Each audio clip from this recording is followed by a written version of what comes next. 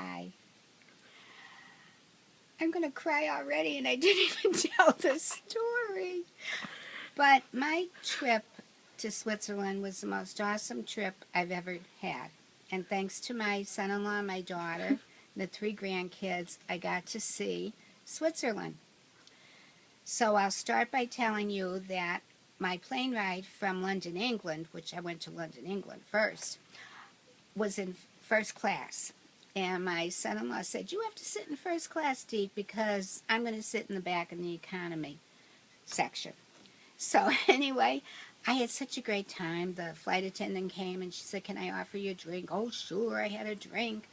And then I ate, and then I had another drink, and finally we were in Switzerland, like an hour and a half later. But I think I ate and drank my way all the way to Switzerland. So we get out of the plane. We're in Zurich in the airport, and I lost it. I start crying. I couldn't believe that I was actually in Switzerland.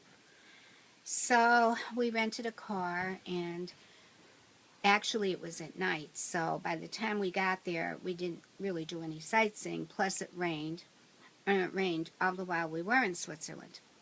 But the next day we went to Niederrunen by way of car, not driving naturally. And we found the house that my grandma was born and raised in. And, oh, it was so awesome. Even though it rained, it was so beautiful and so heartwarming. And behind the house, the home that she lived in was a monastery. And it used to be a monastery, but now it's a restaurant. So we had to rent a car, and Matt said, well, let's try to go for lunch. Actually, Jennifer said that. Let's go for lunch at the monastery, the restaurant. So we were looking around. No, we didn't know how to get to the monastery, to the restaurant. We had to park the car and walk through 2 yards, up through 2 vineyards, and up 320 steps to get into this restaurant. But they weren't normal steps. They were all dirt and wood. But I made it all the way up, and along the way were snails all on the ground. And the story was that a long time ago, when Grandma was alive, they used to pick the snails and take them up to the monks, to the monastery, and in exchange the monks would give them bread. So we got up to the top of the stairs and went into the restaurant and sat down. And the woman said, oh, yeah, she came over and she said she could give us food.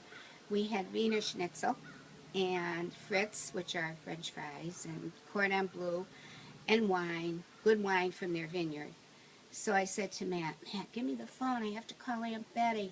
So I called Aunt Betty, and I got on the phone, and of course she was out, so I had to leave a message. But I was so overwhelmed I could hardly speak. Naturally, I was crying. So I handed the phone to Jen, and she was crying, but we managed to leave a message, and we told her how beautiful it was, and we were so happy to be in Switzerland. And we just had a wonderful time, and we traveled in all these little towns, and we went to the wood carving in Bernice. We went to a glassblowing museum. We went to Ballenberg, to the chocolate factory, and the Living Working Museum in Ballenberg. And we went to Zurich, and we walked over the longest wooden bridge. I don't know if it was in Europe or just Switzerland. And the flowers were beautiful, and the food was great. And it was just a wonderful trip. And that's how it was, and I'm so glad I went. And if I never get anywhere like that again, it's fine, because I got my wish. So thank you.